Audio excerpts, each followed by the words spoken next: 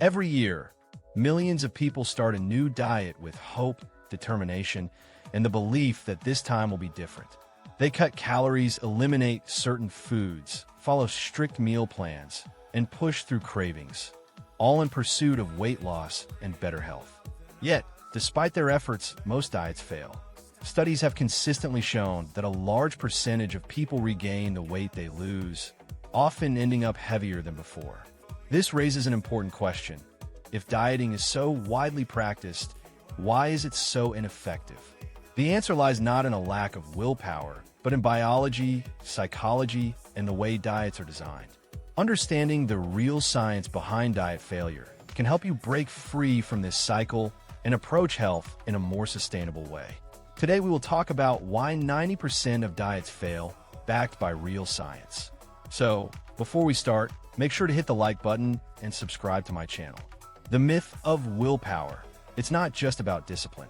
One of the biggest misconceptions about dieting is that success depends purely on willpower. When people fail, they often blame themselves for lacking discipline. However, scientific research shows that willpower is a limited resource that can be easily depleted, especially under stress. Dieting requires constant decision-making. What to eat, what to avoid, how much to consume, and this mental effort can quickly lead to fatigue. Over time, the brain becomes less capable of resisting temptations, making it more likely that you'll give in to cravings. This is not a personal failure. It's a natural response of the human brain trying to conserve energy. Metabolic adaptation. Your body fights back. When you reduce your calorie intake, your body doesn't simply burn fat and cooperate with your goals. Instead, it activates a survival mechanism known as metabolic adaptation.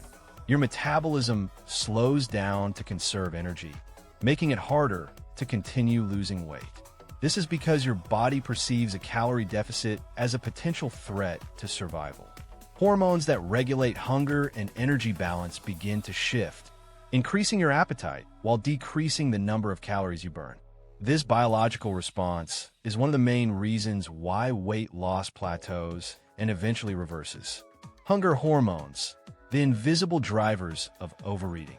Two key hormones, ghrelin and leptin, play a major role in regulating hunger and fullness.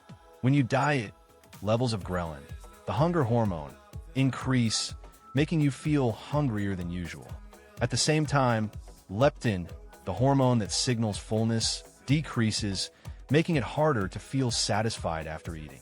This hormonal imbalance creates a powerful drive to eat, often leading to overeating or binge episodes. These changes can persist even after the diet ends, which is why maintaining weight loss is often more difficult than losing weight in the first place. The set point theory. Your body has a preferred weight. According to the set point theory, your body has a natural weight range that it tries to maintain. This range is influenced by genetics, environment, and long-term habits. When you attempt to lose weight through dieting, your body works to return to this set point by increasing hunger and reducing energy expenditure. This is why many people regain weight after dieting. It's not just about habits, but about the body's built-in regulatory system. While the set point can be adjusted over time, it requires gradual, sustainable changes rather than drastic diets. Restriction leads to cravings and binge eating. Strict diets often involve eliminating entire food groups or drastically reducing calorie intake. While this may produce short-term results, it can backfire in the long run. Restriction increases cravings, especially for the very foods you're trying to avoid. This is partly psychological. When something is forbidden, it becomes more desirable, and partly biological, as your body seeks quick sources of energy. Eventually, this can lead to binge eating, followed by guilt and a return to restrictive behaviors, creating a harmful cycle that is difficult to break. The role of stress and emotional eating.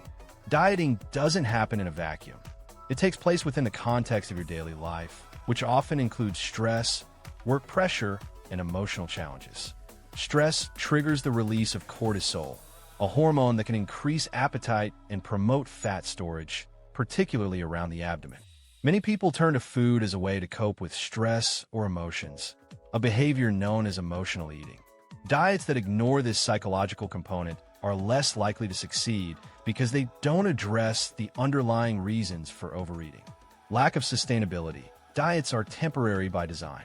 Most diets are not designed to be followed long-term. They often involve rigid rules, limited food choices, and unrealistic expectations that are difficult to maintain. While people may be able to stick to these plans for a few weeks or months, they eventually return to their previous eating habits. When this happens, the weight comes back.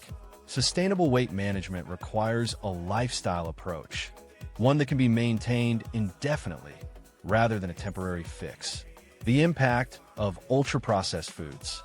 Modern diets are heavily influenced by ultra-processed foods, which are engineered to be highly palatable and addictive. These foods are often high in sugar, unhealthy fats, and salt, making them difficult to resist. They can override the body's natural hunger signals, leading to overeating. Even when people attempt to diet, the presence of these foods in their environment can make it challenging to stick to healthier choices. This highlights the importance of not just individual behavior, but also the food environment in which people live. Muscle loss and its effect on metabolism. When people lose weight through dieting, they don't just lose fat, they often lose muscle as well. Muscle tissue is metabolically active, meaning it burns calories even at rest. Losing muscle can further slow down your metabolism, making it easier to regain weight. This is why diets that focus solely on calorie restriction without incorporating strength training can be